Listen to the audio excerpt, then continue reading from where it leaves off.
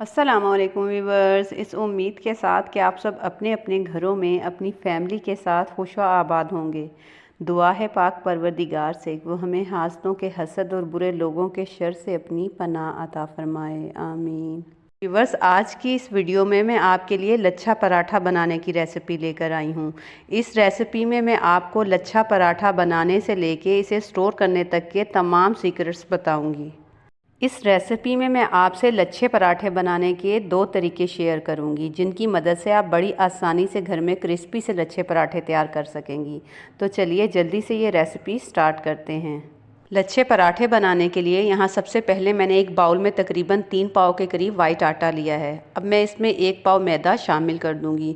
वैसे आप चाहें तो आप ये पराठे सिर्फ वाइट आटे या सिर्फ मैदे से भी तैयार कर सकते हैं, लेकिन दोनों चीज़ों को मिक्स करने का फ़ायदा ये है कि इससे हमारे जो पराठे हैं वो ऊपर से तो बहुत क्रिस्पी होंगे, लेकिन अंदर से बहुत ही सॉफ्ट बनकर तैयार होंगे। ये पराठों का वो सीक्रेट है जो अक्सर लोग अपनी वीडियो में शेयर नहीं करते। अब मैं इसमें तकरीबन 2 से 3 टेबलस्पून के करीब पिसी हुई चीनी शामिल कर दूंगी। चीनी शामिल करने के बाद अब हम हाफ़ टेबल स्पून भर के इसमें नमक का शामिल करेंगे। चीनी और नमक शामिल करने से पराठों में बहुत ही ज़बरदस्त सा फ्लेवर आ जाता है। इसी के साथ अब हम इसमें तकरीबन 4 टेबलस्पून भर के मेल्टेड घी शामिल कर देंगे। हमने यहाँ घी का इस्तेमाल करना है, कुकिंग ऑयल बिल्कुल भी इस्तेमाल नहीं करेंगे। इससे हमारे जो पराठे हैं वो बहुत ही क्रिस्पी बनकर तैयार होंगे। अब हम इन तमाम चीज़ों को आटे के अंदर हाथों की मदद से अच्छे से मिक्स करते हुए इसमें पानी शामिल करेंगे। पानी को यहाँ मैंने हल्का सा नीम गर्म कर लिया था। नीम गर्म पानी शामिल करने से डो बनाने में थोड़ी आसानी रहती है। हमने इसकी जो डो है वो ना तो बहुत ही ज़्यादा नरम रखनी है और ना ही बहुत ज़्यादा सख्त, बल्कि हम इसकी एक नॉर्मल सी डो तैयार करेंगे। डो को अच्छे से गूंदने के बाद जब हमारी डो बिल्कुल रेडी हो जाएगी, अब हम इसके ऊपर हल्का सा मेल्टेड घी लगाते हुए इसे कवर करके तकरीबन आधे घंटे के लिए रेस्ट दे देंगे। तकरीबन आधे घंटे तक रेस्ट देने के बाद हमारी जो डो है वो कुछ इस फॉर्म में आ जाएगी। हमें क्रिस्पी और मज़ेदार से पराठे बनाने के लिए बिल्कुल ऐसी ही डो की ज़रूरत थी। अब हम हाथों पर हल्का हल्का घी लगाते हुए इसके नॉर्मल साइज़ के पेड़े तैयार कर लेंगे। यहाँ इस बात का ख्याल रखना है कि ये पेड़े हम ना तो बहुत ही छोटे बनाएंगे और ना ही बहुत ज़्यादा बड़े। आप वीडियो में देख सकते हैं कि यहाँ नॉर्मल साइज़ के 1 किलो आटे से 12 पेड़े बनकर तैयार हुए हैं। पेड़े बनाने के बाद अब हम काउंटर पर खुश्क आटा छिड़कते हुए इस पेड़े की बिल्कुल पतली सी रोटी बना लेंगे। यहाँ इस बात का ख़ास ख्याल रहे कि रोटी जितनी पतली होगी उतने ही ज़बरदस्त लच्छे बनकर तैयार होंगे। रोटी बनाने के बाद अब हमने जो घी मेल्ट करके रखा था उसे हम रोटी के ऊपर अच्छे से लगाते हुए इसके ऊपर थोड़ा सा खुश्क आटा छिड़क देंगे। आपने ये स्टेप लाजमी करना है, इससे जो पराठे के अंदर लच्छे हैं वो बहुत ही ज़बरदस्त बनेंगे। खुश्क आटा और घी लगाने के बाद अब हम हाथों की मदद से इस तरीके से रोटी का रोल बना लेंगे। यहाँ हमने रोल को हल्का हल्का प्रेस करते हुए इसका रोल तैयार करना है। रोल बनाने के बाद अब हम इसे साइडों से खींचते हुए थोड़ा लंबा कर लेंगे और अब किसी नोकदार छुरी की मदद से इस तरीके से इसे सेंटर में से काट के 2 हिस्सों में कर लेंगे। रोल की कटिंग करने के बाद अब हम इसे साइडों से इस तरीके से प्रेस करते हुए फोल्ड करते जाएंगे और इसका पेड़ा तैयार कर लेंगे। इसी तरीके से हम दूसरे पीस को भी रोल करते हुए इसके ऊपर रख के इसका एक ही पेड़ा बनाएंगे। ये लच्छेदार पराठे बनाने का पहला तरीका था। अब मैं आपके साथ एक और तरीका शेयर करूंगी। आपको दोनों तरीकों में से जो तरीका ज़्यादा ईजी लगे आप उसी तरीके से लच्छेदार पराठे बनाकर तैयार कर सकते हैं। दूसरे तरीके में भी हम पेड़े की बिल्कुल बारीक रोटी बेलने के बाद उसके ऊपर तरीके में हमने आटा लगाते हुए उसकी 4 से 5 पट्टियों में कटिंग कर लेनी है।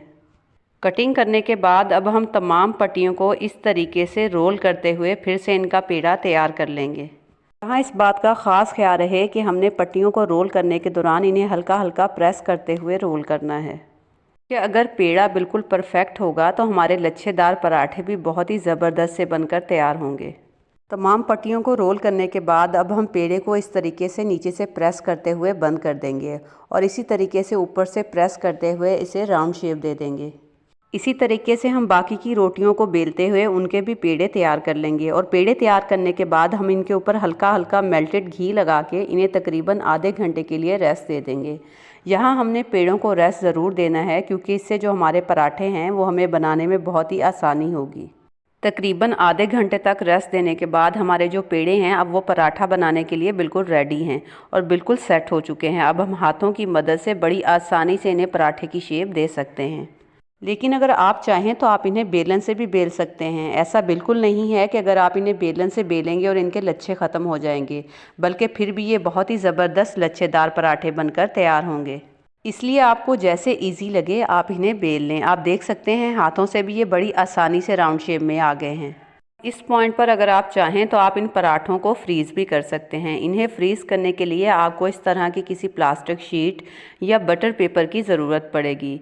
बटर पेपर या शीट को हम हल्का सा ऑयल से ग्रीस करते हुए इसके ऊपर जो हमने रोटी बनाई है इसे रख देंगे। इसी तरीके से अब हम एक और शीट के ऊपर ऑयल लगाते हुए उसे इस रोटी के ऊपर रख देंगे और रोटी को कवर कर देंगे।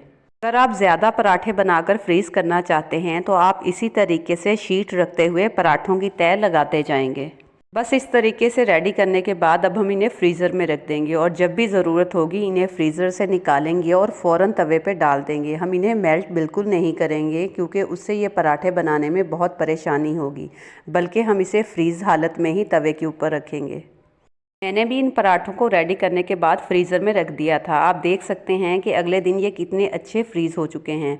अब मैं इन्हें इस तरीके से शीट हटाते हुए निकाल लूँगी और तवे के ऊपर रख के आपको फ्राई करके दिखाऊँगी। आप देख सकते हैं कि यहाँ हमें पराठे को शीट से अलहदा करने में बिल्कुल भी परेशानी नहीं हो रही और ये बिल्कुल आसानी से अब शीट से अलग हो गए हैं। अब हम इसे गरम तवे के ऊपर डालते हुए उस वक्त तक पकाएंगे जब तक इस पराठे का कलर चेंज नहीं हो जाता।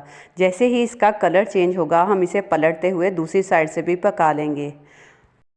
दोनों साइडों से थोड़ा सा पकाने के बाद अब हम इसके ऊपर घी लगाते हुए इसका क्रिस्पी सा पराठा बनाकर तैयार कर लेंगे। इस दौरान हम चूल्हे की फ्लेम को लो टू मीडियम रखेंगे ताकि हमारा जो पराठा है वो क्रिस्पी बनकर तैयार हो। दोनों साइडों से अच्छे से फ्राई करने के बाद हमारी ये ज़बरदस्त और क्रिस्पी से लच्छा पराठा बनकर बिल्कुल रेडी हैं। अब आप इसे चाय, अचार, सालन जिस चीज़ के साथ आपको पसंद हो इसे सर्व करें। वैसे तो ये सादा ही खाने में बहुत मज़े के लगते हैं। आप यहाँ वीडियो के अंदर देख सकते हैं कि कितने ज़बरदस्त लच्छेदार पराठे बनकर तैयार हुए हैं। पराठे ऊपर से तो बहुत क्रिस्पी हैं लेकिन अंदर से बहुत सॉफ्ट बनकर तैयार हुए हैं। यहाँ मैं आपको पराठा तोड़ के भी दिखा देती हूँ। देखें ये कितनी आसानी से टूट रहा है और बिल्कुल भी रबड़ की तरह नहीं बना। उम्मीद है आपको मेरी ये आज की कराची स्टाइल लच्छा पराठा की फ्रोज़न रेसिपी ज़रूर पसंद आई होगी। अगर आपको मेरी ये रेसिपी अच्छी लगी हो तो जाने से पहले मेरी वीडियो को लाइक और मेरे चैनल को सब्सक्राइब करना बिल्कुल भी मत भूलिएगा और नीचे बने हुए बेल आइकन को ज़रूर प्रेस कर दीजिएगा ताकि आपको मेरी आने वाली हर नई वीडियो का नोटिफिकेशन मिलता रहे। इसी के साथ मुझे अगली ज़बरदस्त सी रेसिपी तक के लिए इजाज़त दीजिए। अल्लाह हाफ़िज़।